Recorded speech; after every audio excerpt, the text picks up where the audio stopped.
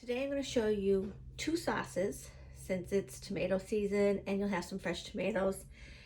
I'm a little preemptive. I don't have right from the garden tomatoes. I'm using like the little multicolor cherry tomatoes. You can use the grape tomatoes. You can use any tomatoes you'd like. And I'm sorry for the outside noise. You can use any tomatoes you like as we get closer into the summer. The fresher the tomatoes, the more sweetness they're gonna have, especially if you're growing them in your own garden. Many times when I make a sauce, I am a fan of the bolognese, the long, you start it up in the morning, you cook it all day. These are not those sauces though, because it's summer and you don't wanna heat up your kitchen all day. Some basic ingredients: olive oil, balsamic.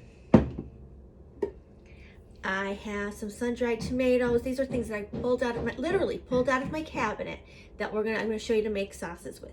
So the nice thing about the sun-dried tomato and the oil is that you can use that oil. Maybe a little honey. You might need a little sweetening, especially at the beginning of tomato season. Little hot sauce. If you want to add a little protein, I pulled these out. I think I'm gonna try this today and put that in my sauce. Give it a little bit more texture. Again, you don't have to do that. I have some capers. I have some agave that I took out. I would probably use the honey before the agave, depending on what I have. White wine, red wine is also acceptable. And I have some garlic confit, but if you have minced garlic that's in the oil, or garlic flavored oil, or just plain old regular fresh garlic, that will work too. One of the things I didn't have today that I normally have on hand is anchovy paste or anchovies. They melt in, so don't think you're gonna eat the anchovy, don't get all excited. But that flavor adds a really nice underlying yum. It's an umami. It just signals to your brain yum. Also, of course, salt and pepper, and we'll see what kind of seasonings I pull out later. I have a little bit of fresh basil.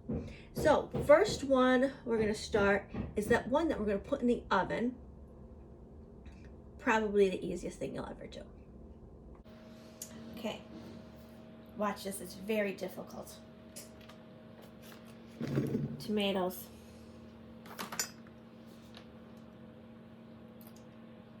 You in more scene here. There we go. A swirl of olive oil. Good amount of salt.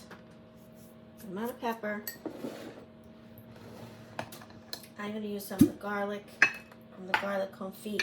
And the reason I didn't use the oil from that is because in my container, you have to keep that oil covering the garlic, or else it starts to mold. So I didn't want to use that yet. I have 5 cloves in there. And then I'm going to give it a swirl of balsamic. So why the balsamic? Once this starts to cook down, that balsamic is going to start evaporating and going to give it a little syrupy sweetness. You can see that was very difficult. Give your salt and pepper a little stir, a little coat. 350-degree oven. We want our tomatoes to slowly roast and start to burst. So I'm going to check it in about 30 minutes. You can see, labor-intensive work here. Get that one on the flip side. All right, the second sauce we're going to do is a little different. We're going to cook it. You can do this on the stovetop. It's just easier for me to put that other video and for you to see when I do it in the electric skillet. Like most of the time I tell you, get your pan hot, then your oil, then everything else you're going to put in. So I found some leftover tomato slices from cheeseburgers the other night that didn't get eaten. Throw them in. I have another container of my multicolor tomatoes. I have some sun-dried tomatoes. Oh, look, I found some chili peppers. That's going in. And they have oil in there. So that's probably going to be my spice. So I'm probably going to eliminate the hot sauce. That goes. These guys stay. So that's the thing. You're going to cook, you're going to taste, you're going to adjust. You want your flavors to be maybe not too sweet, not too spicy, a little briny. That's where the capers are going to come in. And then you want more depth of flavor. This sauce, when I build it, I want a little bit, I want to see sauce. I want to see fluid. So the wine is going to play a big part. I'm probably not going to use very much balsamic, maybe to top at the end. All right, pan is hot. So I'm going to take a little bit of my garlic oil. Actually, let's start with the pepper oil.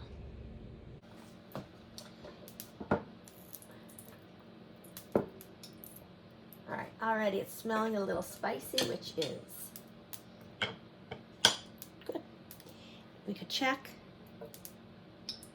I don't see a sizzle yet. We'll wait a little bit.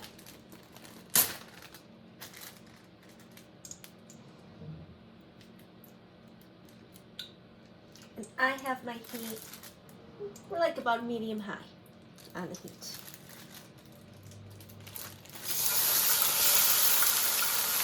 Now we go.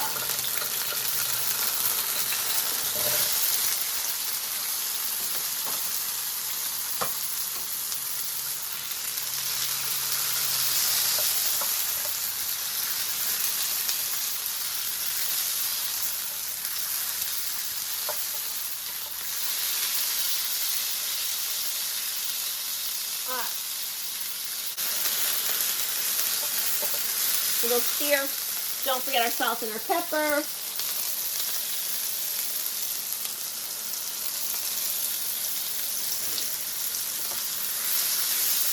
If you wanted to put an onion in, you can at this point. I'm kind of trying to deal with leftovers and what I have right at that moment. I'm going to put a couple of my garlic cloves in.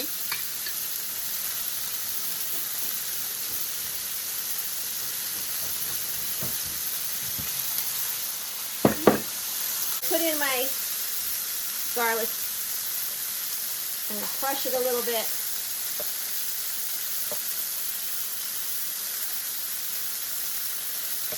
Maybe I'm not. I'm going to let it cook down. Now, cover that baby up. Let that steam do its job. Alright, so I have it covered. I want the steam. I want it to start searing those tomatoes. And I'm going to tell you that chili pepper oil is a little hot. Getting right there. So that's plenty for me. Little safety item. Whenever you're lifting the pot top, so the steam goes away from you and out in your face.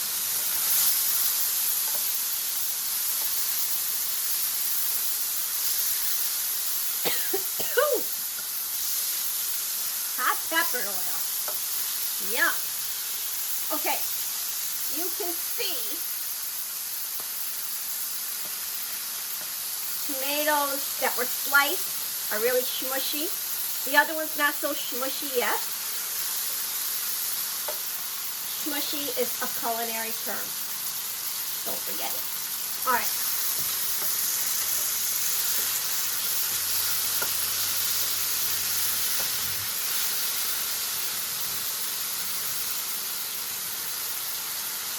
I have a few spots in the bottom of the pan.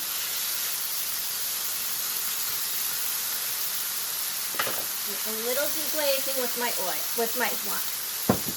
A little deglazing with my wine.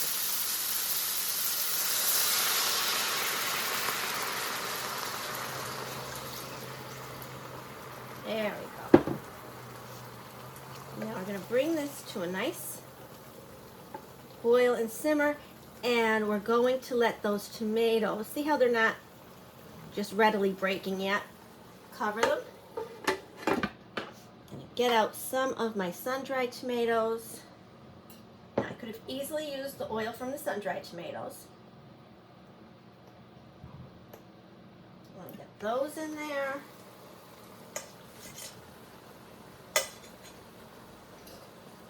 And I'm just looking and saying, how much do I want of this? How much don't I want? If you are an olive lover, you can either cook the olives in the sauce, you can put it on top after the sauce is done and ready to serve. That covered back up. And what are you serving this on? Well, obviously your first thought might be pasta. Pasta would be a good choice to serve this. That's what I'm choosing tonight. But grilled fish, grilled chicken, baked chicken, not baked goods. I'm just checking on it. I want to give it a little checking to see how my tomatoes are doing and if they are ready to start bursting. 1 or 2. You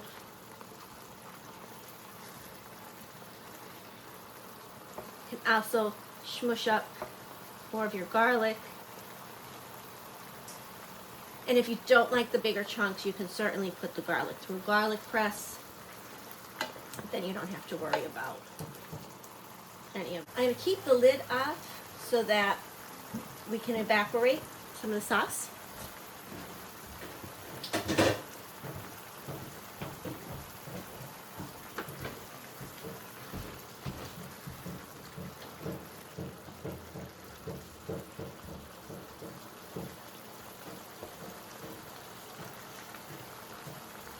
And all the heat's doing is letting all of that release its flavors.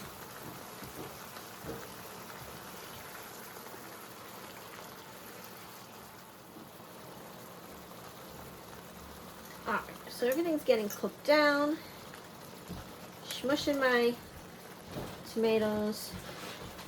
Made sure I had an apron on, I changed, so I made sure I didn't get tomato juice all over myself. I am going to put in, I don't have a lot of brine in these capers. Pop in a couple capers. I chose to go with the chickpeas. Get those all mixed in and nice and warm. I have some fresh basil.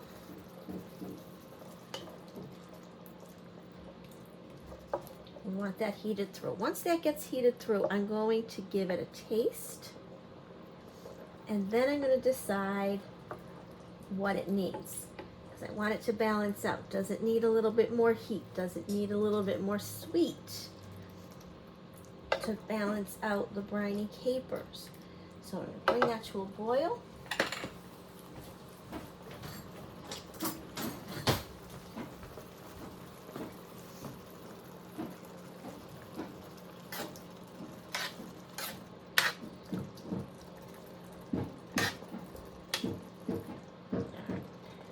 Can you hear the men working on the house next door to us?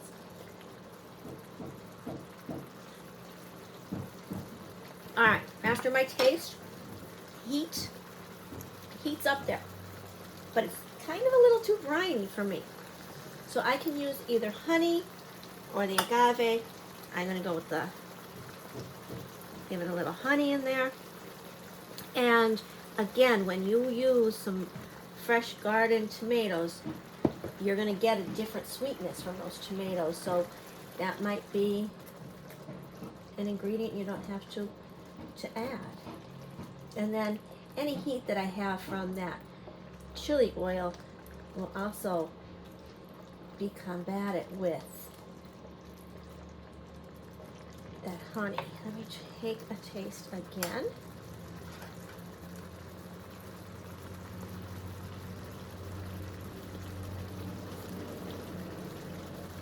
That is almost totally perfect. I'm going to add one more finish, and you'll see in a lot of French recipes they will finish with some butter. So I've got about 3 tablespoons of butter. It's going to add a nice sheen to the sauce. It's going to give it a little bit of creaminess.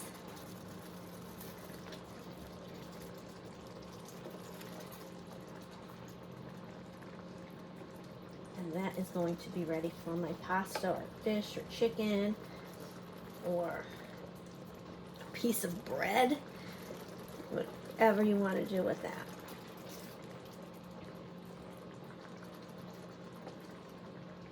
And this sauce took about 20 minutes. Something you can do on a weeknight. It's fancy enough, special enough, you can have that for company too. See how that butter thickened that sauce up. I don't know if you could see it from your angle, but I could see it. Perfect. All right, I'm going to shut that off until I'm ready. And we're going to check on that other sauce and see it when it comes out of the oven. All right. So you can see those tomato skins are all wrinkled. I hope you can see the balsamic got nice and thick. And I'm just using, because this is still hot, I'm using potato masher, but sometimes I just let it come to room temperature and use my hands. And that's the nice thing about this sauce. This is a great room temperature sauce.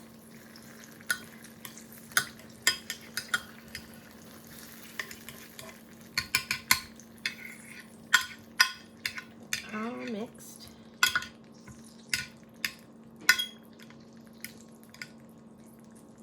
Let me give that a taste.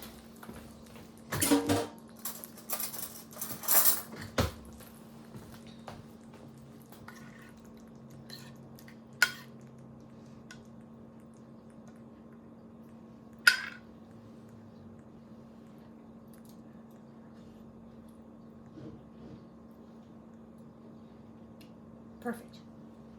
All right, so the balsamic in this one, don't mind the dishes in the sink. It's like there's a ghost here. The balsamic in this one gives it that little bit of sweetness and the tanginess all in one. So those are ready to go.